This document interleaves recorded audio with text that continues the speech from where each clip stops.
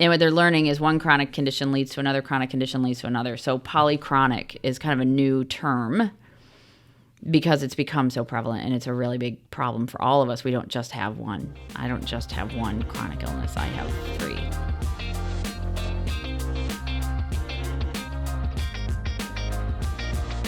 Hi, this is Unlimited Access. My name is Levi. Hi, I'm Shannon Ellsworth. All right, so you introduced a new term to me today. Yes. Called polychronic.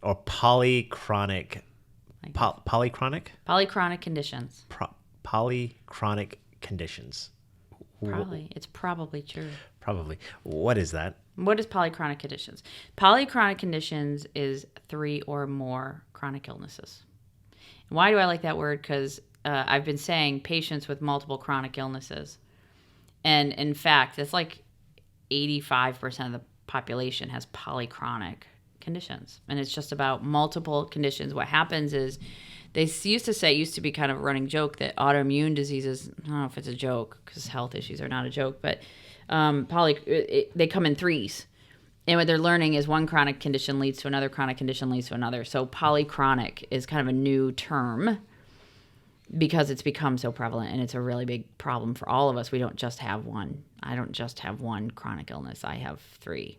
So I have a diabetes, which probably means I probably have a heart condition, which probably means I have challenges with my kidneys or diabetes is really like it's the epitome of polychronic conditions. You don't just have diabetes because it wreaks havoc on your ability to process insulin. You have neuropathy, you have kidney disease, you have heart disease, you have, because once that endocrine system goes crazy, then everything else gets stressed. It's very similar to, like, not to bring my mother's kind of end in play, which was really terrible, but I kept saying to my sister, well, why is her lungs in her heart? I couldn't understand the relation. They were like, listen, every time it's harder to breathe, it puts more stress on the heart, which the heart can't pump as fast, so they can't get oxygen to the rest of your extremities, which then makes it was really crazy how fast just one slight problem can lead to so many other problems. So polychronic, they finally, like, I was reading the article from the AHRQ, and I'm going to blank on what it is again. Agency for Health and Quality Research. Agency for Research and Health Quality. Yeah. Is about what's the big challenge, and COVID really exposed the challenge for polychronic patients, because once you impact one particular issue within your system, that's like a domino effect in your health. Well, so for the patients, what are the I'm going to say the problems or challenges when it comes to having, I mean, there's obviously the physical challenges of having chronic conditions, but what does that mean in terms of their life? I'm going to give you an example. I envision visiting a bunch of different doctors or a bunch of different clinics or coordinating a bunch of different care. I mean, right? I mean, what else is going on there? So there's multiple answers to that, and I'll try and keep it short because I know I tend to go long. So yes, you have, in general, a polychronic patient, a patient with 3 or more chronic illnesses, has at least 12 to 14 doctors. So you're trying to navigate between doctors, and anybody who's seen or managed, I managed my dad. He's got 8. He actually has less than most, but you have to coordinate amongst all those, and they have about, in a 12 to 14 situation, you have to see them every quarter as opposed to once a year. We had talked about this before.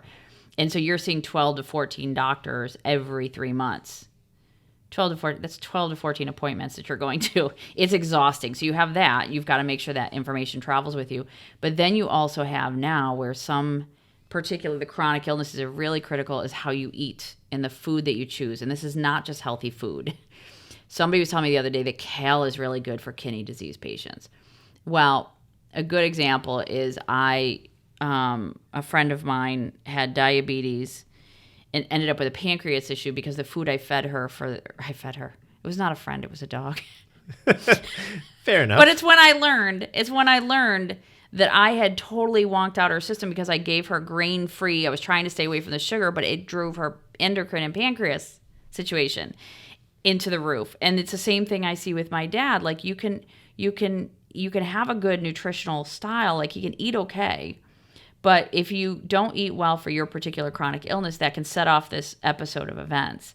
And so it's not just the doctors. That's my point. It's are you getting good nutritional advice? Do you have access to the food that you need to improve your care? Because once you start going sideways on one chronic illness, it starts that domino effect. And that's why the ERs are overloaded. Well, there's like this, to simplify it, you're saying there's just a lot of information, whether it be the doctor's notes, the coordination of the all these different appointments. 13 doctors over every quarter means it's an appointment every week, basically, if not more, right? It's an appointment every week. And these are spread apart. Not and just they give in you one medications. Facility. They're in different facilities. There's medications. There's medications involved. There's what happened to you in between. Did you go to your PT, or what did you do for your exercise, or what food did you eat, or Okay, so that shows, as a patient, as a caregiver, or somebody in this, you're like, this is overwhelming, right? That's your experience. Yep. Okay, but what does this mean to the doctors now? The doctors have to try to put all that together, and what they end up doing is looking at just your particular disease that you're seeing them for. So the 12 to 14 is specialist. You have primary care, and then you see the specialist. So it's like a relay race, and you're like, hey, handoff, here you go, and that doctor only has what's in their system. They don't have this holistic view of you. And that's why you have to make sure they have the holistic view, because when they make a decision, it might be the best for your kidneys, but it may not be the best for your diabetes. So they're making decisions in what we'll call a vacuum. And that data is not ever getting back to the primary care consistently. So the primary care can look at that and go, oh my God, is it contraindications for medications? Like getting medication that's going to counter another medication. So that's what's happening is you're getting a medication for one disease when you see that doctor, and the next one is giving you a different one, not realizing whether those are going to counteract each other. That's why they did consolidate the pharmacy databases, but that doesn't always get back to your primary care, who's like, wait, you're on 5 different medications that are all going to interact with each other, and your health is going to drop. So it's really hard for the providers to manage and stay on top of all that information. That is, it's just daunting. Right? It just is daunting. Scary. And I think about your particular situation, or maybe what mine could be, is when you're a caregiver, right? And I know the patients maybe have to manage it on their own, but if there's a caregiver, it's like you're living your life. Yeah. You're just doing something, and all of a sudden, out of the blue, wham, I now have to take care of somebody, my father, my mother, for whatever reason, and now you are like this ultimate note taker person, coordinator, huge admin. Well, and it used to be where your mom got sick, she got cancer and she died, or your mom got sick and something, right? Just your health, something went wrong and you pass, or it wasn't as complex. And so what happens is it's also all technology driven now, and they don't, like my dad can't log into his portals. He has no idea. So I have to do that. So yes, I've become the admin in between bouncing, because the doctors also have their admins trying to get the data, but there's all these rules that prevent them from sharing that data, and it can only come from the patient.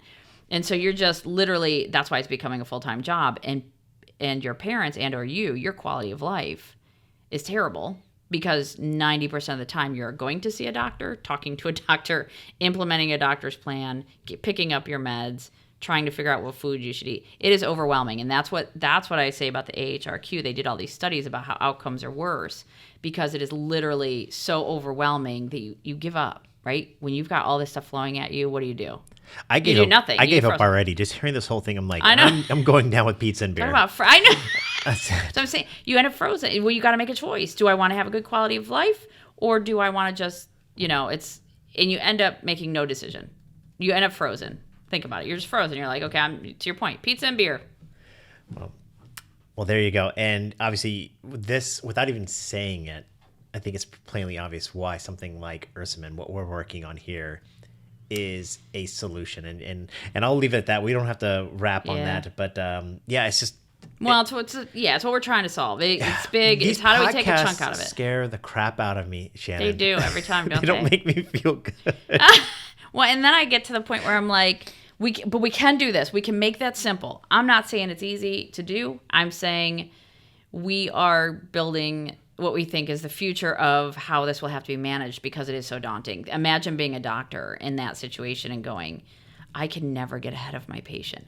All I am doing, think about if you're that person who is only gets to see that patient when they're dying or they're having a terrible situation, and that's your whole life.